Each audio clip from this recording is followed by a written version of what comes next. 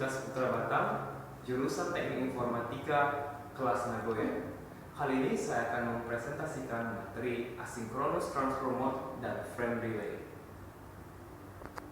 Hai, nama saya Deson. Saya dari Universitas Putra Batam. Saya akan menjelaskan mengenai persinyalan kontrol, kemudian sel dan header pada ATM. Terima kasih. Perkenalkan, nama saya Andi dari Universitas Putra Batam, jurusan Teknik Informatika. Saya akan menjelaskan bagian layanan ATM, karakteristik ATM, dan lapisan adaptasi ATM.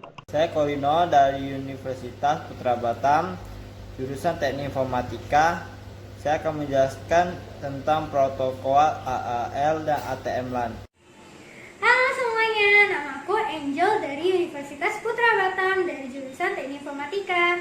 Dan aku bakal menjelaskan tentang frame relay dan arsitektur protokol frame relay. Oke, kali ini saya akan membahas Asynchronous Transfer Mode atau yang disebut dengan ATM.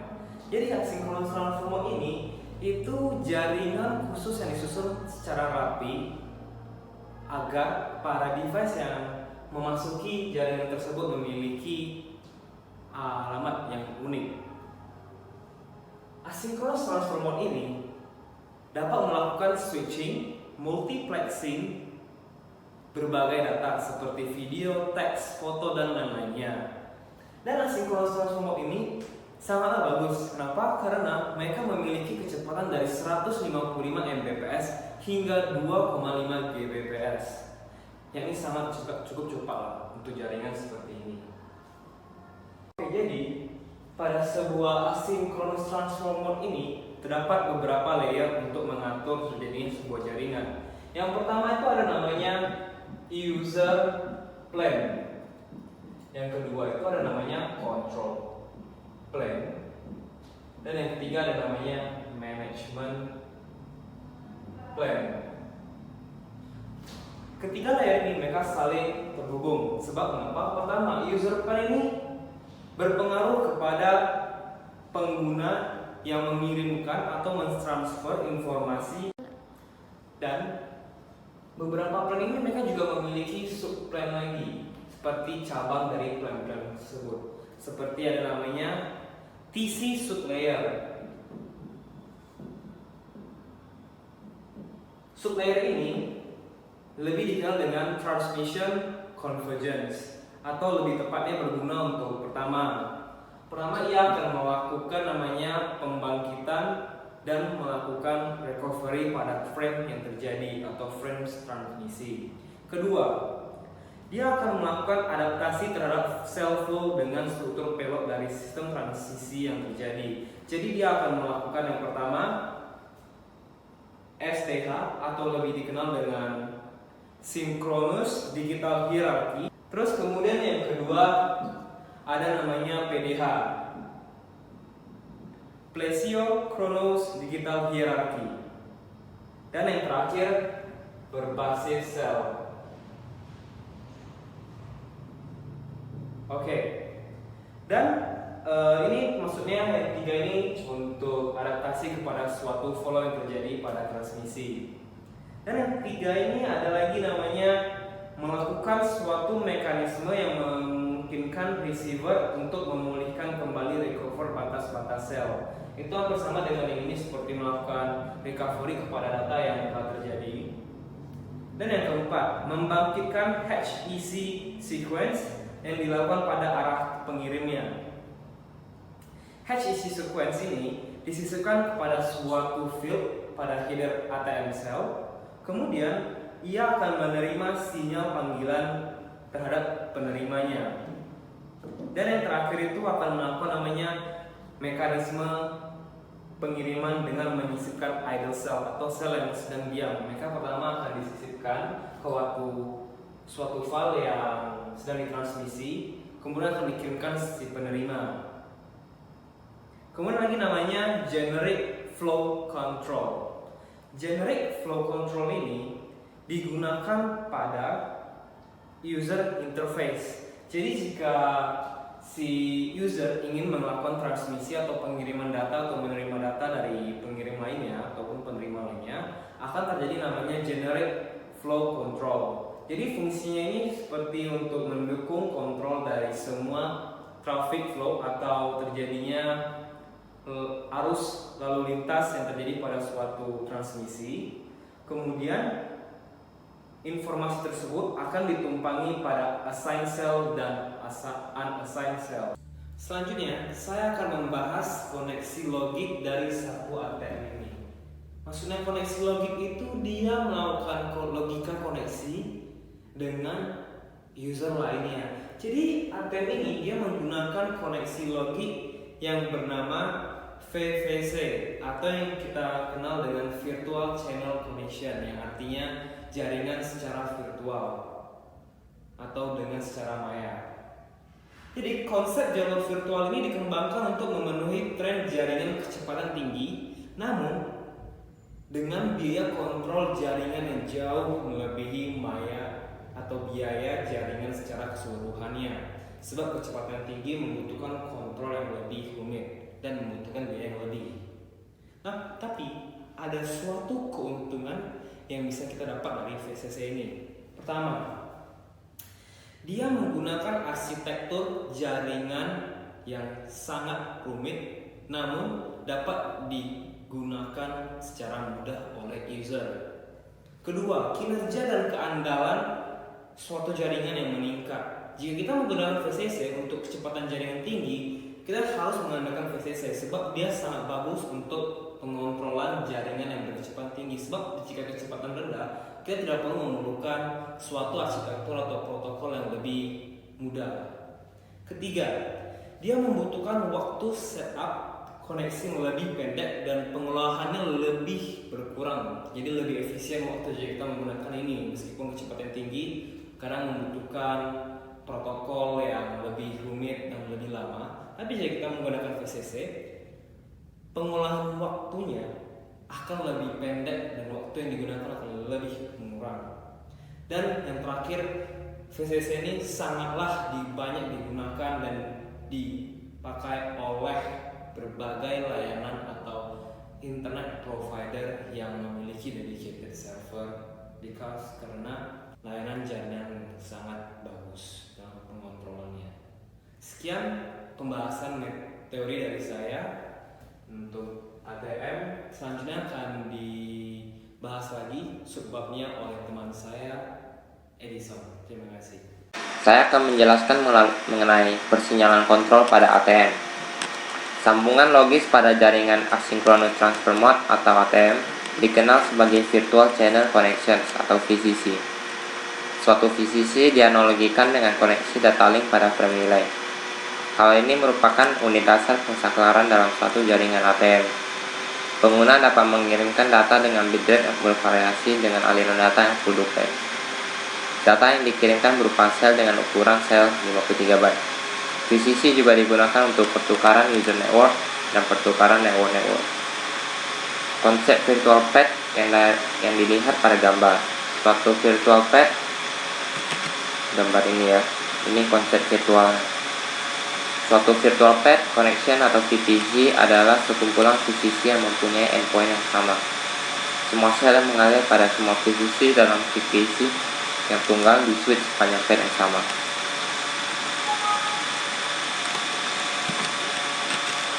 Konsep virtual pad telah dikembangkan untuk menjawab suatu jaringan berkecepatan tinggi. Bantuan teknik virtual pad berisi biaya kendali dengan pengelompokan sambungan berbagai alur yang umum sampai ke jaringan dalam unit tunggal. Tindakan manajemen jaringan kemudian bisa diberlakukan bagi sejumlah kecil kelompok sambungan sebagai ganti sejumlah besar sambungan yang tunggal. Beberapa keuntungan dari penggunaan virtual pad.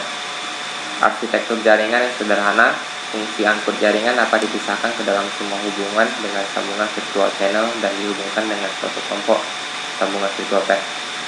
Meningkatkan keandalan dan kemampuan jaringan. Yang ketiga, mengurangi pemrosesan dan mempersingkat waktu penyusunan sambungan. Yang keempat, meningkatkan layanan jaringan.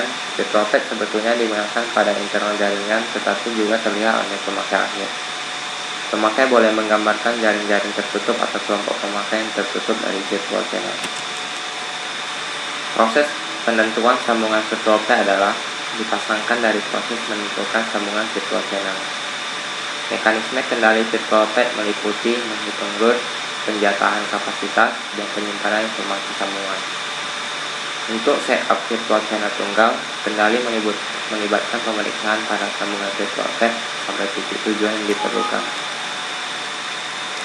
Untuk setup virtual channel tunggal, kendali melibatkan pemeriksaan pada sambungan virtual pad sampai titik tujuan yang diperlukan dengan kapasitas yang tersedia untuk mendukung virtual channel dengan mutu yang sesuai pada layanan, dan kemudian penyimpanan status informasi yang diperlukan.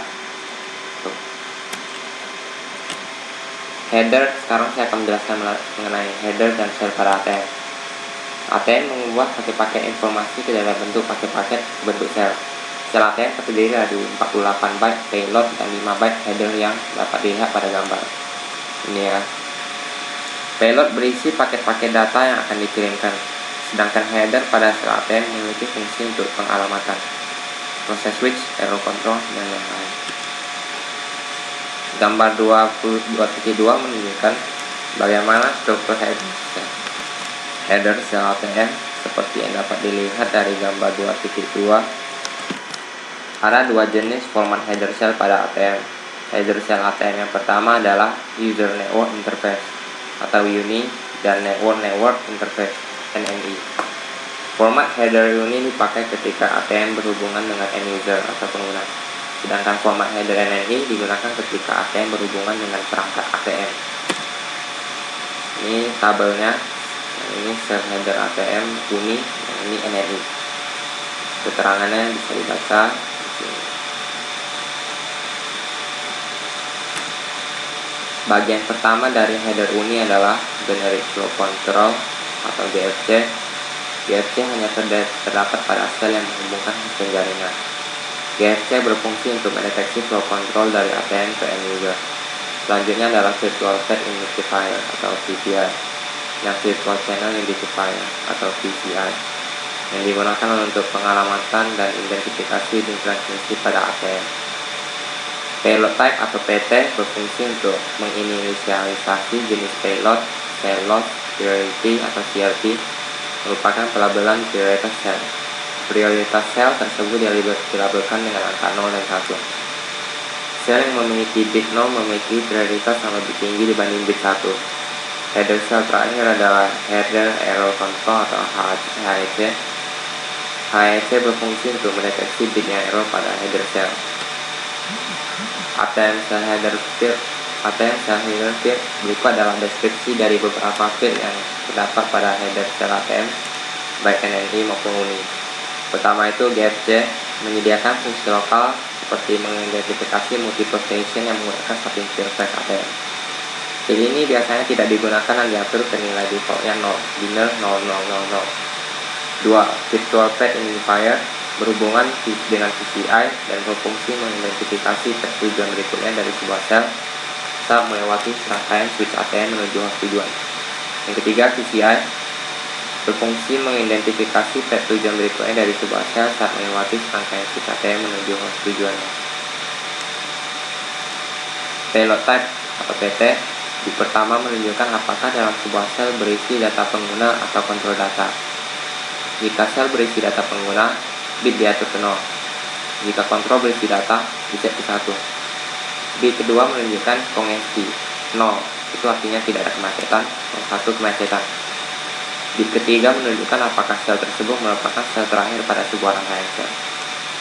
Kelima, CLP menunjukkan apakah sel harus dibuang jika menemukan kemacetan yang ekstrim ketika bergerak melalui jaringan. Jika CLP bit sama dengan 1, sel harus dibuang dan sebaliknya. Yang keenam, header error control HEC, menghitung checksum pada 4 byte pertama dari header. HEC dapat mengoreksi kesalahan bit tunggal dalam byte. Dengan demikian dapat mempertahankan sel daripada membuangnya. Sekian dari presentasi saya. Terima kasih. Jelaskan ATM atau Synchronous Transfer Mode. Pertama, layanan ATM. Kategori layanan yang diperlukan yaitu layanan real time. Layanan real time terdiri dari constant bitrate atau CBR dan real time variable bitrate. Dan kedua, layanan non real time. Layanan non real time terdiri dari non real time variable bitrate, unspecific bitrate, dan available bitrate. Layanan need time adalah melibatkan suatu alur informasi persis sama dengan pemakaian yang dimasukkan untuk reproduksi yang mengalir pada suatu sumber. Sebagai contoh, seorang pemakai mengharapkan suatu arus audio atau informasi video untuk disediakan secara berlanjut dengan lembut. Aplikasi yang melibatkan interaksi antara orang-orang mempunyai batasan yang ketat pada penundaan. Secara khas, penundaan apapun yang bernilai ratusan milidetik menjadi gangguan dan nyata. Maka, permintaan di jaringan ATM untuk men-switch dan mengirimkan data yang real time adalah tinggi. Bagian pertama, layanan real time. Constant Bitrate atau CBR. CBR digunakan oleh aplikasi yang memerlukan suatu data yang ditetapkan secara terus-menerus yang tersedia sepanjang sambungan dan batas atasan relatif ketat pada penundaan.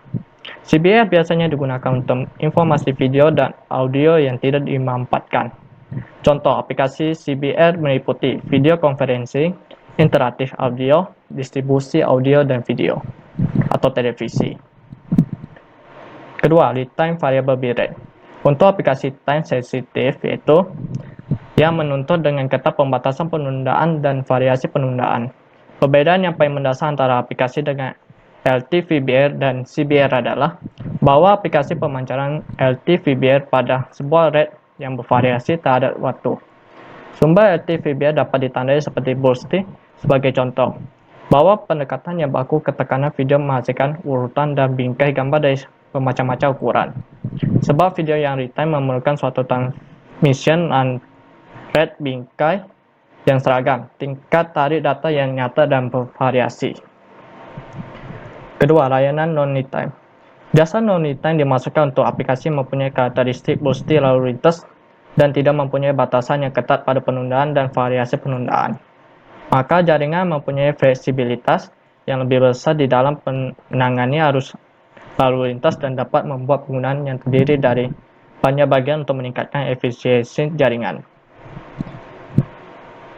Non-real time variable bitrate. Karena beberapa aplikasi yang non-real time, hal ini memungkinkan untuk menandai arus lalu lintas sedemikian sehingga jaringan dapat menyediakan QoS pada area kerugian dan penundaan. Aplikasi seperti itu dapat menggunakan layanan NLT VBR. Dengan layanan ini, sistem akhir menetapkan suatu tingkat tarif sel puncak. Rata-rata tingkat tarif sel dan suatu ukuran dari bagaimana bursty atau kerumpet sel dimungkinkan.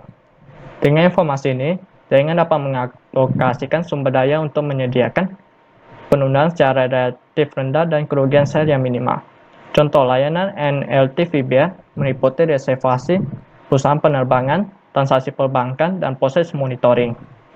Unspecific bitrate. Jumlah kapasitas dari suatu jaringan ATM yang dipakai dalam membawa CBR dan dua jenis lalu lintas VBR selalu ditambahkan. Penambahan kapasitas tersebut untuk satu atau kedua-duanya dengan pertimbangan. Pertama, tidak semua dari total sumber daya telah merasa terikat dengan CBR dan lalu lintas VBR. Kedua, bursty natur dari lalu lintas VBR berarti bahwa pada beberapa waktu kurang dari kapasitas yang dilakukan telah digunakan. Semua kapasitas yang tak terpakai ini bisa tersedia untuk layanan UBR. Layanan ini pantas untuk aplikasi yang dapat memaklumi keterlambatan dan kerugian sel. Dengan UBR, sel disampaikan pada suatu first in first out atau FIFO yang menggunakan kapasitas yang dikonsumsi oleh jasa yang lain. Contoh aplikasi UBR meliputi teks, data, image transfer, messaging, distribusi retrieval, dan remote terminal. Available bitrate atau ABR. Untuk meningkatkan layanan yang disajikan bagi sumber bursty yang akan menggunakan UBR, layanan ABR telah digambarkan. Suatu pengguna aplikasi ABR menetapkan preset rate atau PCR yang akan digunakan dan minimum C-rate atau MCR yang diperlukan. Jangan mengalokasikan sumber daya sedemikian sehingga semua aplikasi ABR menerima sedikitnya sama dengan kapasitas MCR. Kapasitas manapun yang tak terpakai kemudian dibagi secara adil dan mode yang terkendali antara semua sumber ABR. Mekanisme ABR menggunakan umpan balik yang enkripsi ke sumber untuk meyakinkan bahwa kapasitas secara wajar dialokasikan. Kapasitas manapun yang tidak digunakan oleh ABR disediakan untuk lalu lintas UBR. Kedua, karakteristik ATM. Pada basis link to link tidak menggunakan proteksi error dan flow control. Pada ATM proteksi, error dapat diabaikan karena didasarkan saat ini link-link dalam network memiliki kualitas yang sangat tinggi, sehingga error control cukup dilakukan end-to-end saja.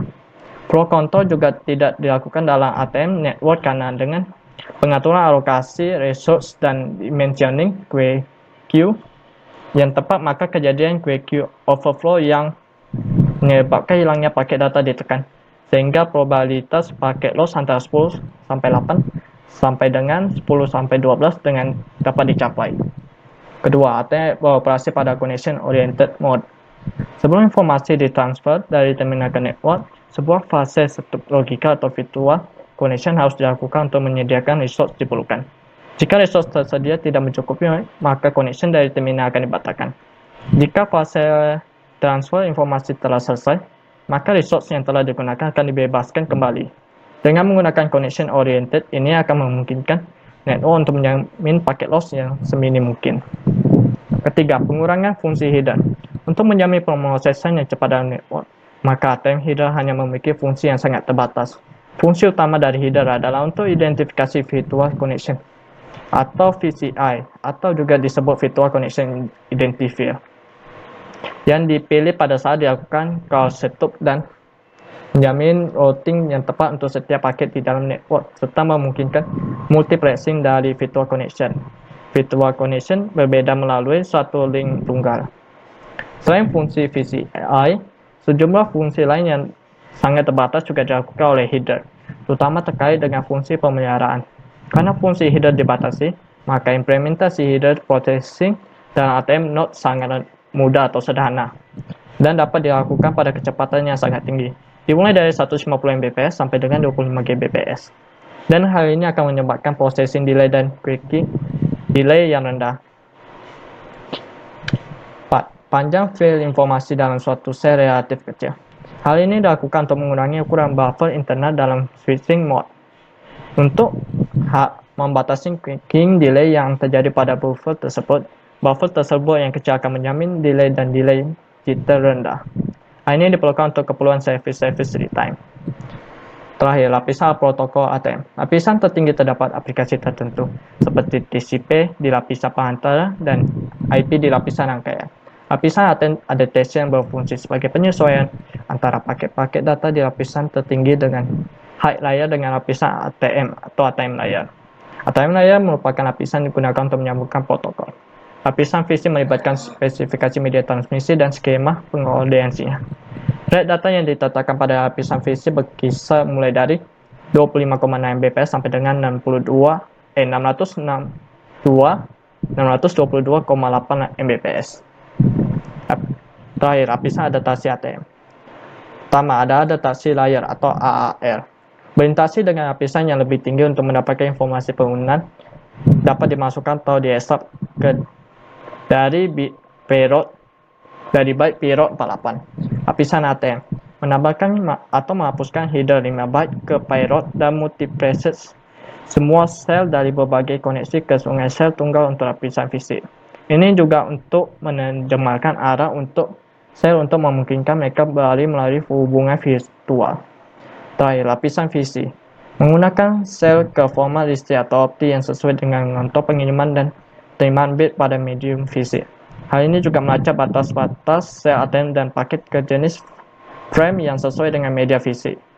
Lapisan VC lebih jauh dibagi lagi menjadi transmisi, konvergensi, dan sub lapisan menengah. Sekian dari saya, terima kasih. Protokol AAL itu adalah lapisan AAL yang disusun menjadi dua sublogik, yaitu Convergence Supplier CS dan Segmentation and Reassembly Supplier atau SAR. Supplier konvensi menyediakan fungsi yang diperlukan untuk aplikasi khususnya menggunakan AAL, seperti pemakaian AAL terhubung ke AAL dan pada service ACS point atau SAP yang merupakan alamat aplikasi secara sederhana. Next, itu layanan yang dapat disediakan oleh AAL secara umum. Satu, itu penanganan kesalahan transmisi. Kedua, segmentation reassembly, sehingga blok data yang lebih besar dapat ditempatkan dalam informasi field dari sel ATM. Yang Ketiga adalah penanganan terhadap kondisi loss, unit state, self flow control, dan timing control. Berikutnya adalah fungsi AL dibagi menjadi dua sublayer, yaitu segmentation assembly atau SAR sublayer. Yakni segmentation informasi yang diterima dari CS ke dalam sel-sel untuk ditransmisikan sebaliknya. Konvergensi sublayer CS yakni menyediakan fungsi yang diperlukan untuk mendukung aplikasi tertentu atau service independent. Fungsi utama dari SAR adalah melakukan segmentasi dari informasi layar ke suatu ukuran yang cocok untuk payload dari ATM cell 48 oktet dari suatu virtual connection. Pada operasi sebaliknya, SAR melakukan perakitan kembali reassembly pada isi dari sel-sel dari suatu virtual connection menjadi unit-unit data yang akan terus diteruskan ke head layar. CS melakukan fungsi-fungsi seperti identifikasi pesan, identification, time atau load, recording, dan yang lainnya. Untuk beberapa jenis AAL, CS juga mendukung transport data melalui ATM. Untuk itulah CS juga dibagi menjadi dua, yaitu satu Command Part CS atau CPS, yang kedua Service Specific atau CS SSCS. AL Service Data Unit SDU dikirimkan dari AAL SAP ke AAL SAP yang lainnya untuk melalui ATM Network. Pemakai AAL akan memiliki kemampuan memilih AL yang sesuai dengan QoS, Quality of Service, yang diperlukan untuk mengirimkan AL SDU. Untuk meminimasi jumlah AL telah didefinisikan 4 kelas layanan dengan pembagian berdasarkan 3 parameternya. Pertama, itu hubungan waktu antara sumber dan tujuan. Yang kedua, yaitu pada beberapa service antara sumber dan tujuan memiliki suatu relasi waktu. Contohnya adalah komunikasi voice PCM 60 kbit. Service yang memiliki hubungan dengan waktu disebut real-time service. Ketiga yaitu bit range, CBR conventional bit range dan VBR variable bit range. Yang keempat yaitu connection mode, connectionless dan connection oriented. Berikutnya adalah AL dibagi menjadi 5 tipe, yaitu 1 AL tipe 1. Fungsinya yang dilakukan oleh AL tipe 1 adalah sebagai berikut. 1. Transfer service data unit SDU dengan bit range konstan. Yang kedua, transfer service informasi timing antara sumber dan tujuan. Yang ketiga adalah transfer informasi struktur data. Indikasi informasi yang hilang atau mengalami error tidak dapat diperbaiki oleh AAL sendiri ke layar yang lebih tinggi. Yang kedua, AL tipe 2. Pada tipe ini, sumber membagikan suatu bit range yang variabel akan memungkinkan sel-sel yang membawa informasi tersebut tidak terisi penuh dan tingkat pengisian field informasi sel berubah-ubah. Untuk itulah dilakukan fungsi yang lebih banyak dalam sub layar SAR. 3. AAL tipe 3/4. Pada AAL 3/4 didefinisikan dua service, yaitu message mode dapat digunakan untuk aplikasi frame data transfer, misalnya frame HDLC. Pada message mode 1, AL SDU dikirimkan dari satu atau lebih CS PDU yang menyusun satu atau lebih SAR PDU. Streaming mode disediakan untuk transfer data dengan kecepatan rendah dengan persyaratan delay yang rendah. Tujuan dari AL adalah untuk memberi service dengan head yang lebih kecil dan deteksi error yang lebih baik di bawah CPS layar. Pada layar CPS, servis yang diberikan ALL harus identik dengan servis yang disediakan ALL 3/4 kecuali multipleksi tidak support, sehingga pada ALL 5 tidak ada fail MID. ALL akan digunakan untuk aplikasi signaling dan frame relay melalui ATM LAN. ATM LAN adalah istilah panjangnya adalah Asynchronous Transfer Mode, adalah suatu nama teknologi jaringan berkecepatan tinggi yang connection oriented. Sudah banyak digunakan baik di local area net LAN maupun wide area net WAN. Yang dimaksud dengan jaringan kecepatan tinggi saat ini adalah jaringan yang beroperasi pada kecepatan 100 Mbps atau lebih. ATM dapat men-switch data dengan kecepatan gigabyte 1000 Mbps atau lebih. ATM dapat men-switch data pada kecepatan gigabyte 100 Mbps. Tentu saja kecepatan tinggi tersebut membutuhkan peralatan yang kompleks dan rumit. Karena itu jaringan ATM lebih mahal dibandingkan dengan teknologi lain. Untuk mencapai kecepatan transfer yang tinggi, sebuah jaringan ATM menggunakan perangkat keras dan teknik perangkat lunak yang spesial, yaitu sebuah jaringan ATM memiliki satu atau lebih switch berkecepatan tinggi yang terhubung ke host komputer atau switch ATM lainnya. ATM menggunakan fiber optika untuk koneksi, termasuk koneksi dari host komputer ke ATM switch untuk menyediakan transfer range yang lebih tinggi dibandingkan kabel tembaga. Biasanya koneksi antara host komputer dengan ATM switch berkisaran antara 100 sampai 155 Mbps. Layanan berbaut pada jaringan ATM menggunakan fixed size fragment yang disebut sel.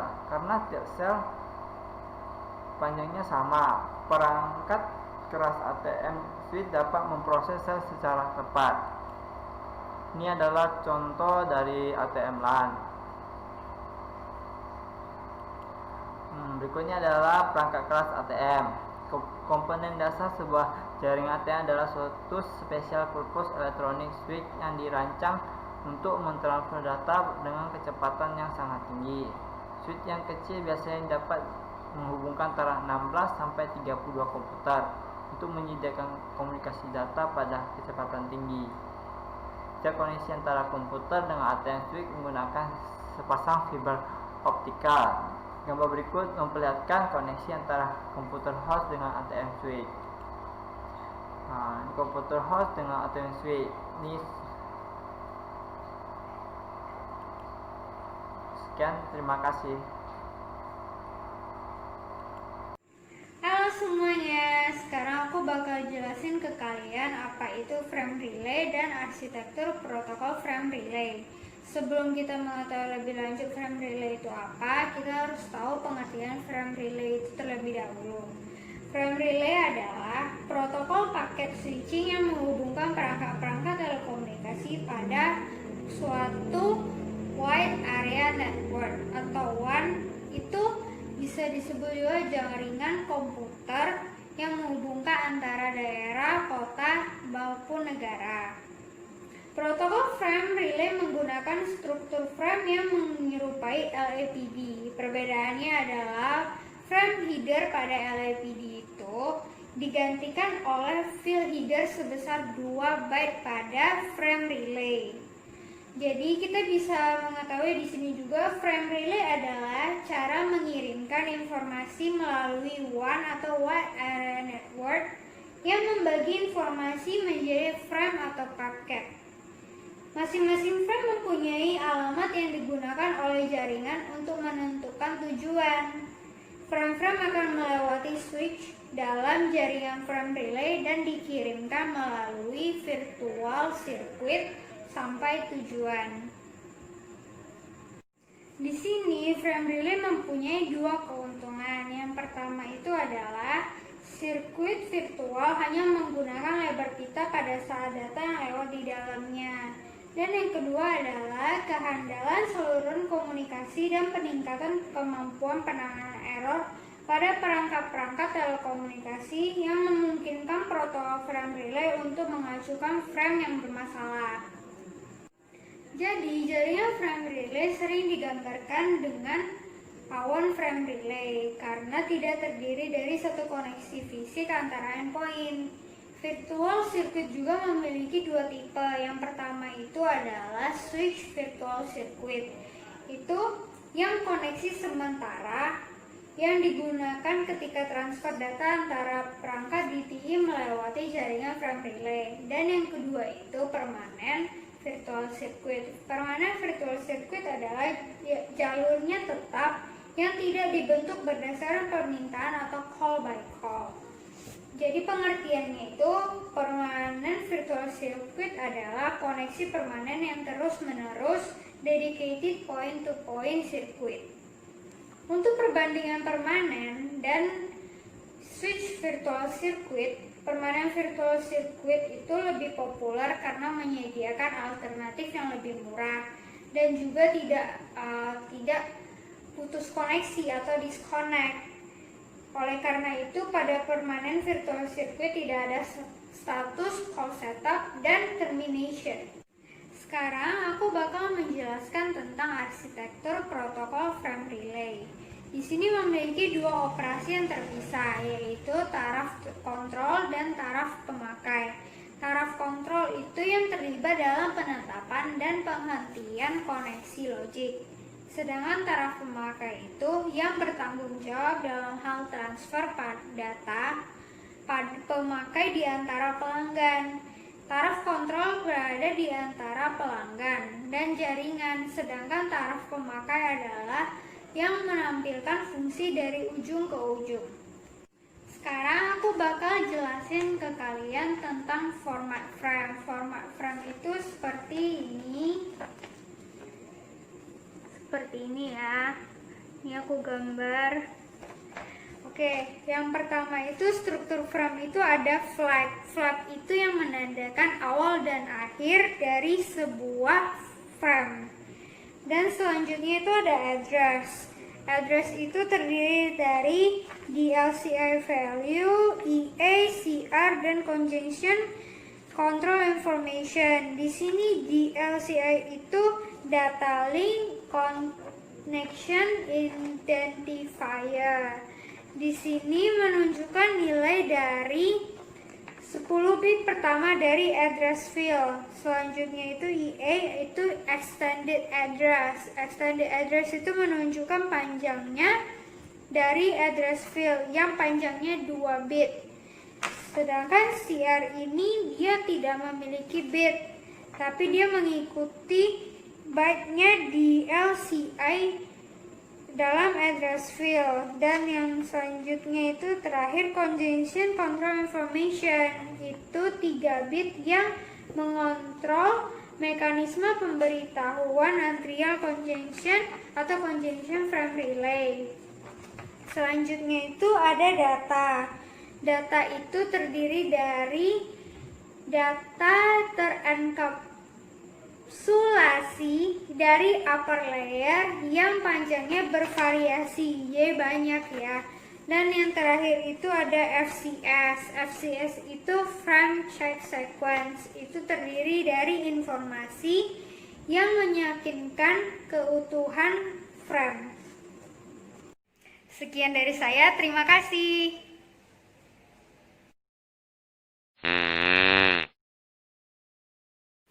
Sekian presentasi tentang asynchronous transfer mode dan frame relay. Saya ucapkan terima kasih.